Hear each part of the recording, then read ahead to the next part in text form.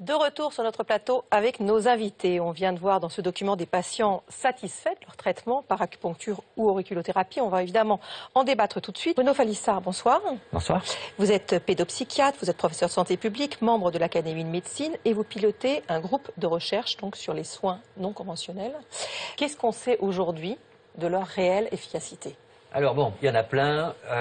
Donc pour le dire très vite, quand on compare l'état du patient après le soin non conventionnel à avant, en moyenne, dans bon nombre de situations, le patient va mieux après qu'avant. Donc on peut dire, c'est intéressant, ça marche, etc. Sauf que la vraie question, c'est, est-ce que ce mieux qu'il y a là, il est supérieur au mieux que pour proposer la médecine classique? Et là, en général, la réponse n'est pas trop. C'est-à-dire que les médecines non conventionnelles, pour des problèmes douloureux, des problèmes fonctionnels, comme les acouphènes qu'on a entendus dans le reportage, effectivement permettent d'apporter des réponses thérapeutiques intéressantes, mais en moyenne, ils ne font pas mieux que ce que la médecine classique peut proposer. Oui, mais si on considère par exemple les douleurs chroniques, si on ne fait pas mieux, est-ce qu'on fait quand même pas mieux puisqu'on n'a pas les effets secondaires, par exemple, de la cortisone ou d'autres médicaments? Oui, alors...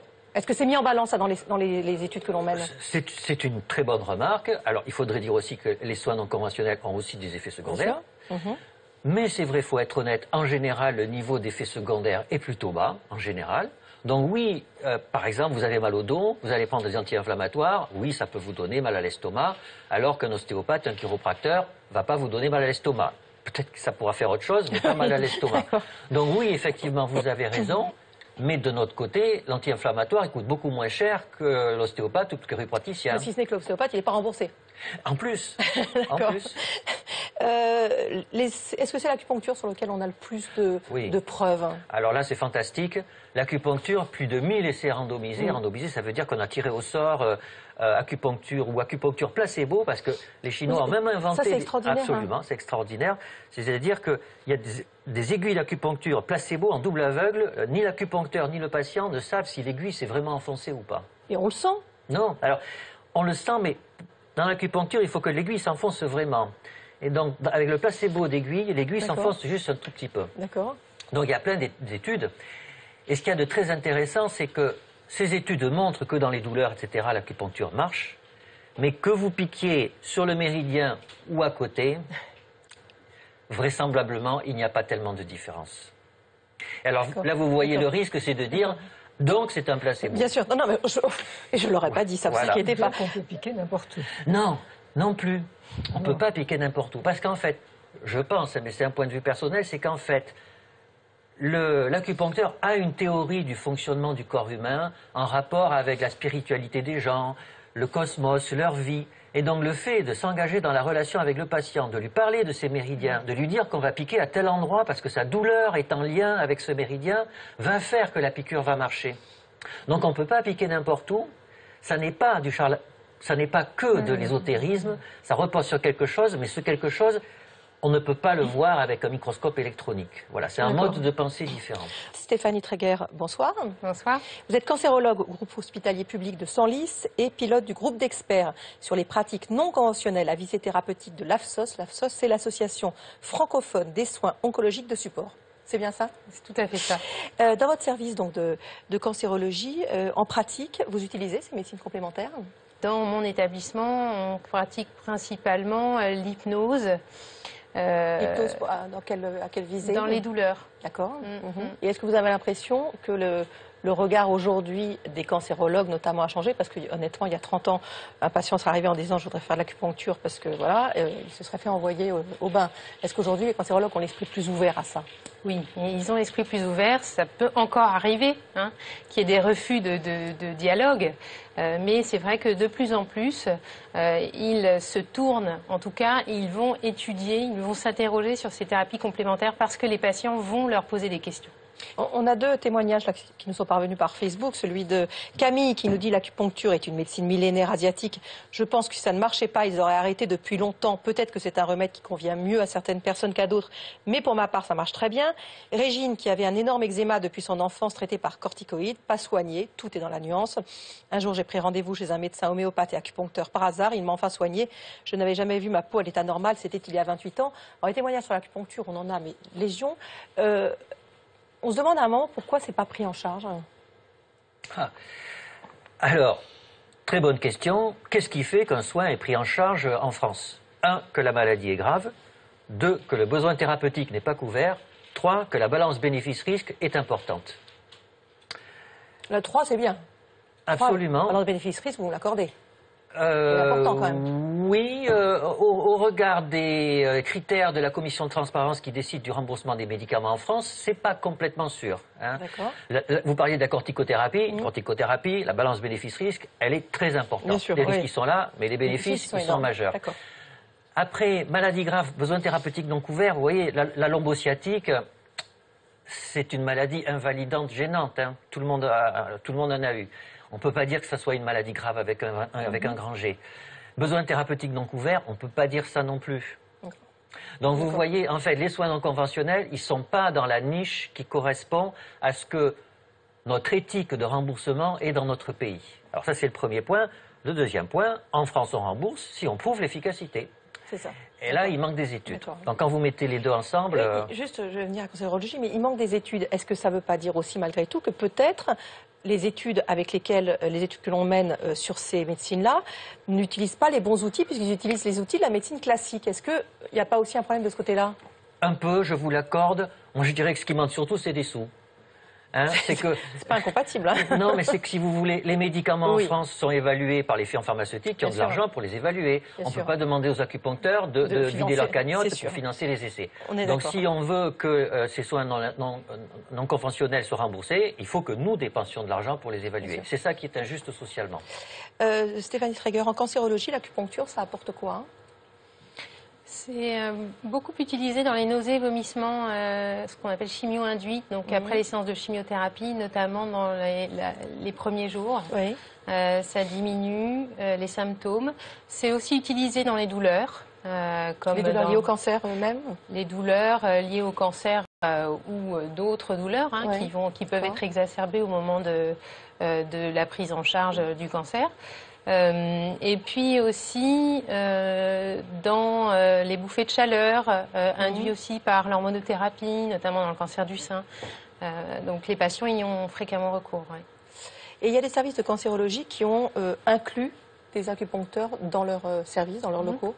Oui, il y en a plusieurs. Je dirais même de nombreux, que ce soit d'ailleurs à l'hôpital public, dans les institutions privées. Tout dépend après de chaque institution. Je dirais que la difficulté et le risque, c'est d'accueillir un praticien, peu importe, je dirais, la thérapie complémentaire, sans cadre, sans entourage, parce que, on va certainement en parler tout à l'heure, mais le risque, évidemment, il est toujours à la dérive sectaire, que ce soit dans l'institution ou hors institution. Et c'est important de pouvoir travailler ensemble. Je crois qu'il faut qu'on arrête toujours de mettre en duel la médecine conventionnelle et les thérapies complémentaires. Il faut qu'on avance. Il y a une alliance à faire. Pas une confusion, mais bien une alliance. Et c'est important que ces thérapeutes viennent voir des médecins, mais c'est aussi important que ces médecins viennent vers les thérapeutes. Oui, il y a quand même beaucoup de médecins qui restent méfiants quand même.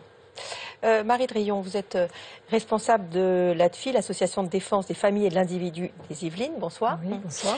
Vous travaillez donc sur les dérives sectaires, notamment évidemment liées à la santé. L'arrivée donc de ces médecines complémentaires dans les hôpitaux, est-ce que c'est quelque chose qui vous inquiète ou vous pensez que ça peut se faire bien? Oui, je crois que ce n'est pas en termes d'inquiétude, c'est plutôt en termes de vigilance. C'est-à-dire que ce qui vient d'être dit, ces pratiques-là, dans une équipe, avec d'autres, je pense qu'effectivement, c'est un mieux-être certain. Les risques qui tiennent au fait que c'est une population vulnérable et fragile, parce que ce sont des gens malades, et que ces pratiques peuvent être la porte ouverte à des réseaux ou des charlatans, enfin des réseaux avec des dérives sectaires, et des charlatans à l'extérieur de l'hôpital. Voilà. Mais le fait que ça soit dans un service hospitalier, ça ne vous semble pas un facteur protecteur? Ça donne une caution, donc à l'extérieur, c'est ça le risque pour moi, si vous voulez. C'est pas à l'intérieur, c'est protecteur, mais la caution que ça donne peut être utilisée à l'extérieur.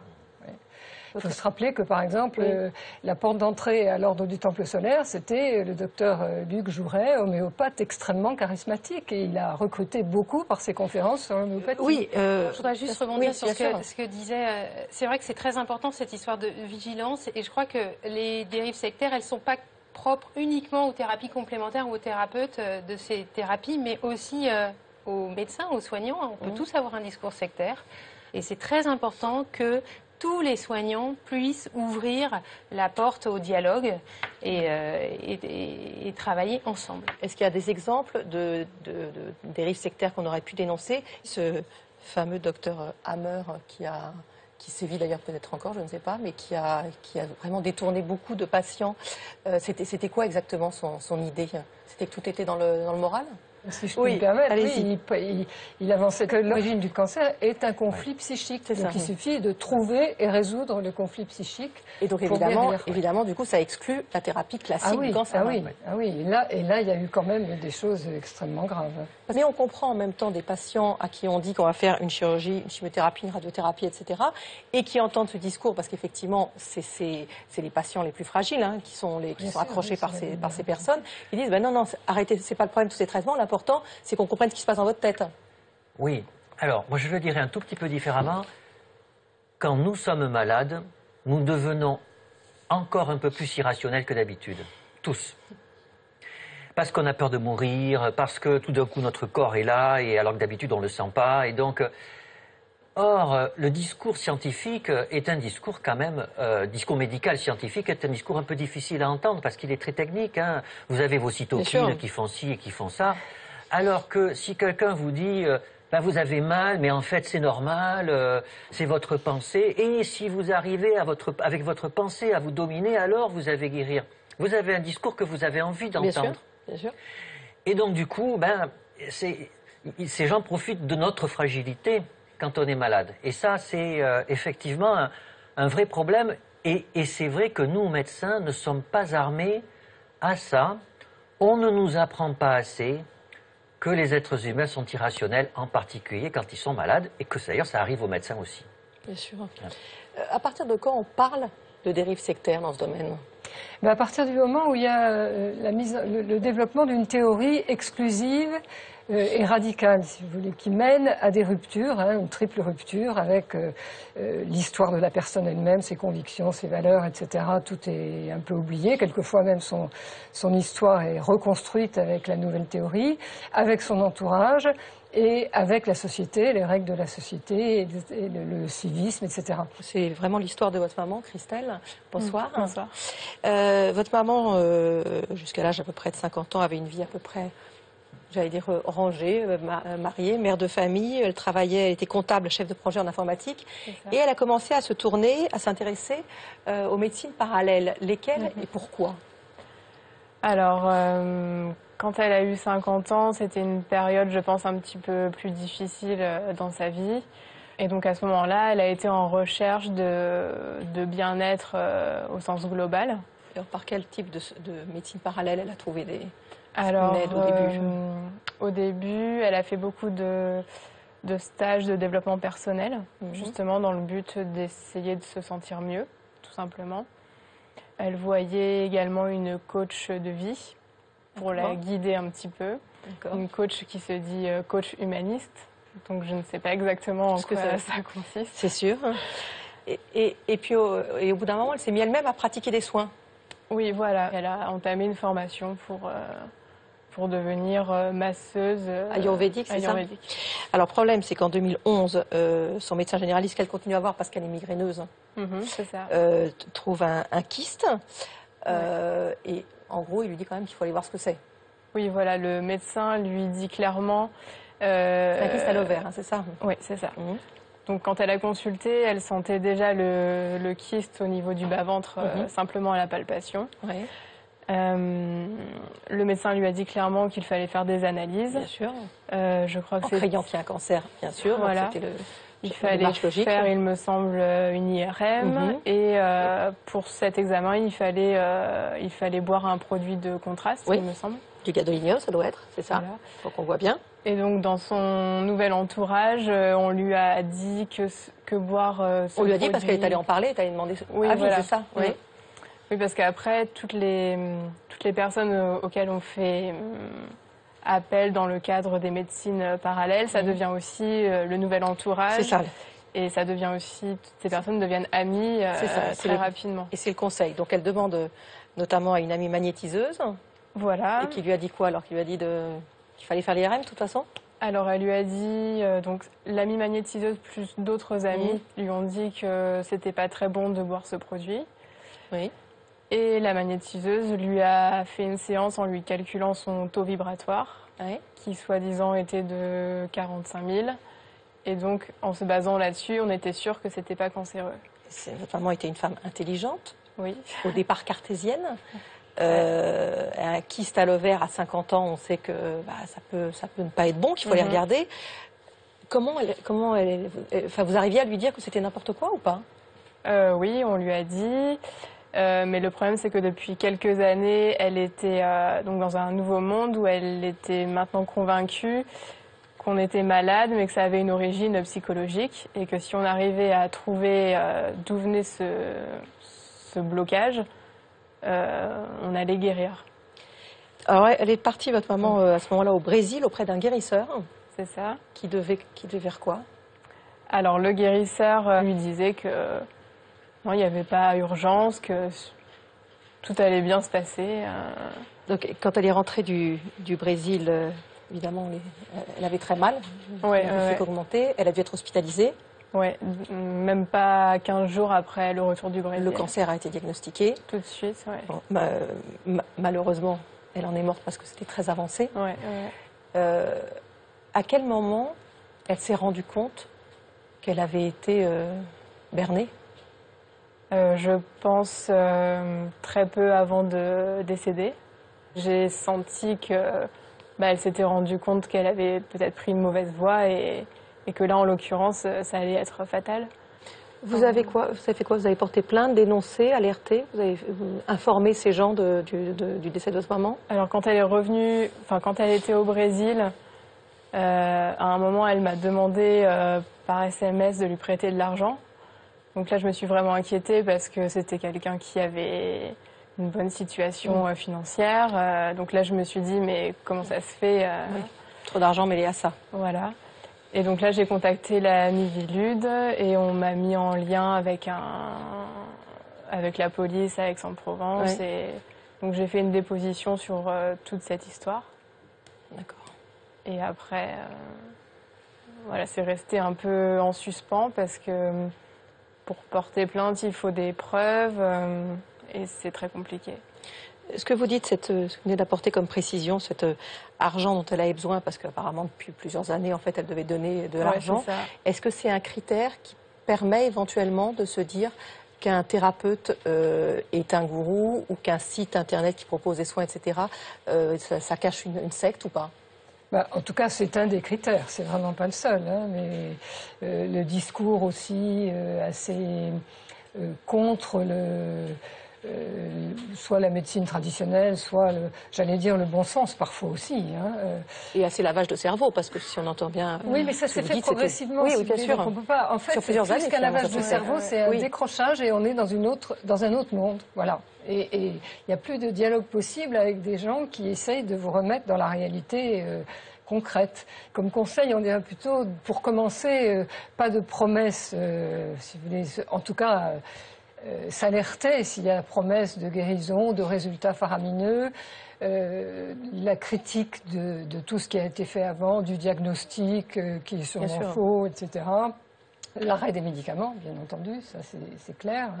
Et puis souvent, un discours soit pseudo-scientifique, mais incompréhensible, vraiment, si on s'attache à comprendre les phrases telles qu'elles sont, elles n'ont pas beaucoup de sens, soit super simpliste, qui donne tout de suite une explication. Alors, vous disiez ça, je pense que c'est vrai que quand on est dans ces situations-là, on voudrait donner du sens à ce qui nous arrive, on voudrait comprendre, on voudrait que ça s'articule, que ce soit cohérent avec notre vie, quoi. Alors, en fait, quelquefois, c'est pas cohérent, c'est un coup qui vous tombe sur la tête.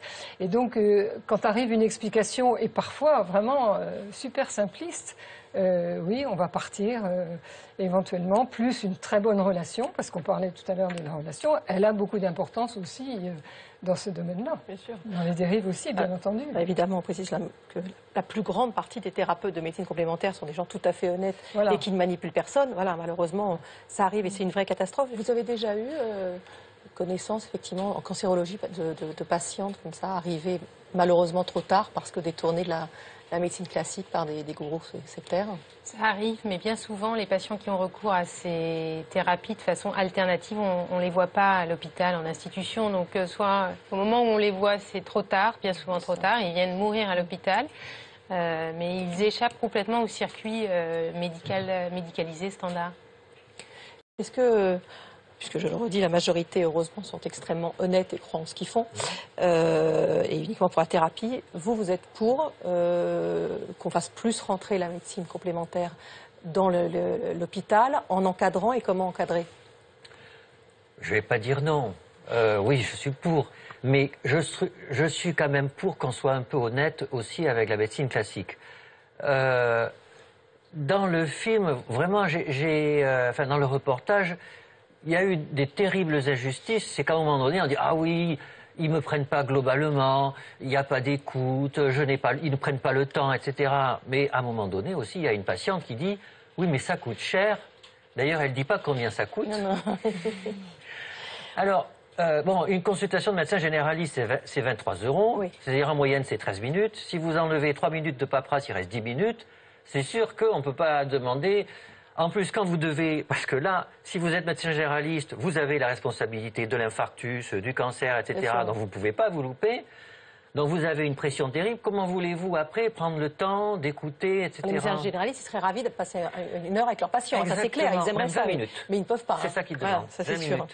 Donc, si vous voulez, il y a quand même un peu un double discours avec une injonction paradoxale. Allez vite, coûtez pas cher, écoutez-nous. Ah non, il faut choisir. Donc, ça, c'est le premier point. Alors après, de l'autre côté, oui, et je dirais même au-delà, les médecines alternatives ont à nous apprendre quelque chose. D'accord. Il faut être ouvert, quoi. Par exemple, il faut que nous acceptions l'idée qu'il n'y a pas de théorie aujourd'hui de ce que c'est qu'un sujet malade. Nous avons quelques théories, de bouts de théorie des organes malades, mais du sujet malade, lui, on n'en a pas. Et c'est ça que ressent le patient quand il dit « il n'y a pas de soin global ». Effectivement, parce que je ne sais pas comment théoriser ça. Et donc, on devrait quand même être plus lucide à la fac avec ça, et en tirer des conséquences dans nos approches thérapeutiques. Juste pour terminer, comment on peut faire pour faire rentrer effectivement les médecines complémentaires à l'hôpital, mais il faut s'arrêter où? Il faut s'arrêter à quelle thérapie? Je ne suis pas sûre que la solution soit forcément de faire rentrer ces médecines complémentaires à l'hôpital. Certaines sont déjà rentrées. Mais... Certaines y sont déjà, mais c'est vrai que maintenant il y a un engouement, il y a plein de soignants qui viennent vers moi en me disant alors il faut choisir lesquels, mais j'ai pas de solution parce qu'il n'y a pas forcément d'études contrôlées, randomisées pour toutes les thérapies complémentaires, donc c'est difficile de choisir et puis il y en a qui se créent tous les jours. Donc on est difficile de sélectionner sur 400 thérapies quelles sont celles qui sont potentiellement intéressantes. Ce qui est vraiment important, c'est, encore une fois, j'insiste, mais c'est si on fait rentrer quelqu'un ou une thérapie dans une institution, c'est de ne pas la laisser rentrer n'importe comment. C'est important qu'on ait ce cadre qui se fasse et cette coordination et de les faire rentrer dans ce cadre et de les considérer comme des soignants qui vont prendre en charge le patient dans sa globalité et améliorer son bien-être. Et peut-être qu'on ne montrera pas que c'est efficace sur tel et tel symptôme, mais finalement, le patient va vous dire « Oh, qu'est-ce que je vais mieux depuis que j'ai vu... je dis n'importe quoi, le réflexologue, la socio-esthéticienne, ce qui compte finalement, c'est son bien-être. Donc on est d'accord que c'est le bien-être et que si ça rentre, il faut que toute l'équipe soit cohérente et que ça soit... rentre dans une équipe. C'est ça, d'accord. Oui. Merci beaucoup, merci d'être venu témoigner, merci d'être venu répondre à mes questions.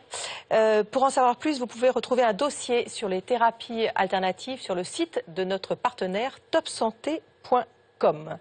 L'émission s'achève, merci infiniment à vous de l'avoir suivi. Vous pouvez évidemment réagir sur notre page Facebook et vous pouvez revoir l'émission sur notre site france5.fr. Vous retrouvez maintenant C'est dans l'air. Moi, je vous retrouve la semaine prochaine. Passez une excellente fin de soirée. Bonsoir.